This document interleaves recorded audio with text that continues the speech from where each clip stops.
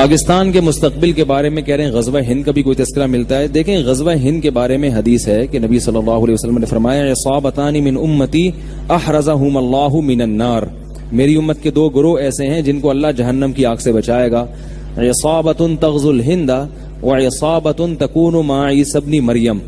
ایک وہ جماعت جو ہندوستان پہ حملہ کرے گی اور ایک وہ جماعت جو حضرت عیسیٰ کے ساتھ مل کے لڑائی کرے گی. اس سے بھی پتہ چلتا ہے حضرت عیسیٰ نے آنا ہے, اور غامدی صاحب جو کہتے ہیں کہ نہیں آنا, ان کا نظریہ غلط ہے.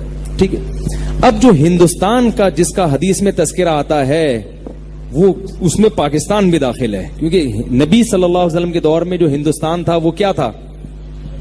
پاکستان میں. تو جو پہلا فریق جس نے ہندوستان پہ حملہ کیا محمد ابن قاسم تھا, جس نے جو ہندوستان میں سندھ کے راستے سے آیا اور پورے ہندوستان میں اسلام پھیلانے کا ذکر, اس نے اسلام پھیلانے کا ذریعہ, وہ تو 100% اس حدیث میں داخل ہیں, کیونکہ وہ لوگ تھے جنہوں نے ہند پہ حملہ کیا تھا, جس میں پاکستان بھی تھا, کہ پاکستان پہ بھی اٹیک کیا تھا انہوں نے. اس وقت جو تھے نا یعنی سب یہاں ہندو اور وہ دوسرے مذاہب رہا کرتے تھے, تو وہ اٹیک کر کے آئے اور اس کے ساتھ مجاہدین آئے اور پورے ہندوستان پہ آہستہ آہستہ ان کی اولادیں قابض ہو گئی. اس کے بعد جتنے اٹیک ہو رہے ہیں وہ اس حدیث میں داخل ہیں یا نہیں ہیں, اس کے بارے میں حدیث خاموش ہے. اب علماء کی آراء ہیں, اجتہادی آراء ہیں. بعض علماء کہتے ہیں نہیں, جب بھی ہندوستان پر حملہ ہوگا تو وہ اس میں داخل ہے, بعض کہتے ہیں اس میں داخل نہیں ہے. تو ہمارے پاس کوئی اس بارے میں صریح حدیث موجود نہیں ہے. اور ویسے پاکستان کا فیوچر میں ہندوستان پہ اٹیک کا کوئی پروگرام ہے نہیں. اب یہ وہ دور نہیں ہے کہ ملک پر اتنے آرام سے اٹیک کر لیں. دونوں ایٹمی طاقت ہیں, ایٹم بم کھیلنا, انڈوں سے کھیل سکتے ہو, تم مجھے انڈا مارو میں تمہیں انڈا مارتا ہوں. برسات میں کھیلتے ہیں نا لوگ, ٹماٹروں سے کھیلتے, تم مجھے ٹماٹر مار. اب یہ نہیں ہوتا کہ تم مجھے ایٹم بم مارو اور میں تجھے اٹھا کے بم ماروں. دونوں ایٹمی طاقت ہیں, دونوں یہ غلطی کبھی بھی نہیں کرتے. اب جو جنگیں ہوتی ہیں وہ سرد جنگ ہوتی ہے, معاشی لحاظ سے اندر کھوکھلا کر دو, اندر تحریکیں کھڑی کرو کہ یہ ٹوٹ جائیں. تو اب ہندوستان پر پاکستان حملہ کر کے ہندوستان پہ قبضہ کر لے, ایسا نہیں ہو سکتا. اسباب کی دنیا میں یہ نہ پاکستان کرے گا اور نہ انڈیا ایسی حماقت کرے گا کہ پاکستان پہ حملہ کرے. اب یہ ہو رہا ہے کہ ایک دوسرے کی جڑیں کھوکھلے کرنے میں.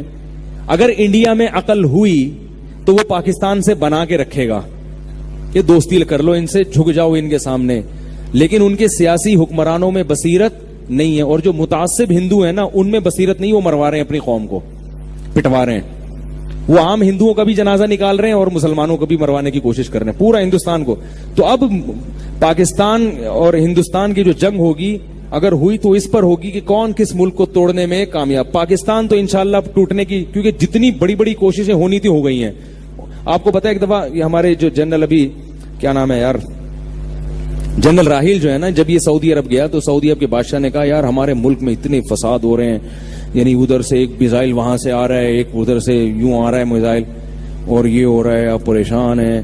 تو راحیل شریف نے کہا کہ تم لوگوں نے بھی پریشانی دیکھی نہیں ہے, ایک بم وہاں پھٹ گیا, ایک وہ ہو گیا, یہ تو ہمارے بائیں ہاتھ کا کھیل ہے. ہمارے ہاں جو ہم نے پریشانیاں دیکھی ہیں, ادھر 1000 کلومیٹر پہ انڈیا اتنی بڑی پاور وہ بیٹھا ہوا ہے, ادھر پورے 1000 کلومیٹر پہ امریکہ بیٹھا ہوا ہے افغانستان میں, اور انڈیا کو بھی بٹھایا ہوا اس نے. اور پھر ادھر صوبہ سرحد میں اندر سے تحریکیں چل رہی ہیں, ادھر سندھ میں, ادھر بلوچستان میں, اور ادھر کراچی میں. کہہ رہے ہیں ہم نے باہر ادھر بھی لڑے 1000 کلومیٹر پہ, ادھر بھی لڑے, ڈرون حملوں کا بھی مقابلہ کیا. اور جو ایجنسیاں غیر ملکی ہمارے بلیک واٹر کے نام سے گھسی ہوئی ہیں, ان کے خلاف آپریشن بھی ایک ہی وقت میں جاری. ملک کے اندر دشمنوں کو بھی ختم, باہر سے دشمنوں کو بھی ختم, اور بلوچستان کی تحریکوں پہ بھی کوشش. یہ ساری جنگیں الحمدللہ ہم کامیابی سے لڑ رہے ہیں, اور ہمارے اعصاب ابھی کمزور. میں پورا بیان نقل نہیں کر رہا ہوں, ان کا جو مفہوم بیان کر رہا ہوں. ہمارے اعصاب کمزور, تم نے تو پتہ ہی نہیں کہ دہشت گردی ہوتی کیا ہے. یہ کہتا ہے ادھر پٹاخہ پھٹ گیا, ادھر سے جیسے ایک آدمی چاروں طرف سے بم گر رہے ہیں اور وہ وہاں سے بھاگ کر آئے, اور وہ دوسرا کہ یار ادھر شب برات کا پٹاخہ پھٹ رہا ہے, میں ڈر گیا, مجھے بچا لو. کہے گا بھائی تو پٹاخے سے ڈر رہا ہے. تو عرب لوگوں نے ابھی دیکھا نہیں ہے کہ دہشت گردی, اللہ بچائے سعودی عرب کو ہر قسم کی دہشت گردی سے بچا کے رکھے. تو پاکستان نے بہت سارے محاذوں پہ جنگ لڑی ہے, اور الحمدللہ اب کامیابی کی طرف جا رہا ہے. تو اب الحمدللہ کوئی ایسی سازش پاکستان کے خلاف اللہ کی رحمت سے پوری امید ہے مستقبل میں نہیں ہو سکتی جو پاکستان کو توڑ دے. اب نہیں ہو سکتی انشاءاللہ. تو اب جو ہے نا انڈیا پاکستان کا کچھ نہیں بگاڑ سکتا. اور میں نے بتایا آپ کو پاکستان نے تمیز سے بات کرنا.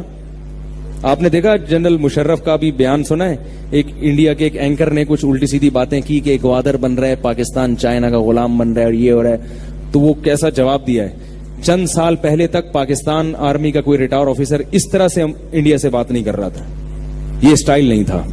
اب پاکستان کی ٹون الحمدللہ, بھائی جب آپ محلے کے دادا بنتے ہو تو آپ کی ٹون چینج ہو جاتی ہے. میں نے ایک واقعہ بتایا, ایک آدمی گیا, وہ چاقو نکال کے کسی سے کہہ رہے جیب میں جو کچھ ہے نکال دے. اس نے جیب سے بندوق نکال لی.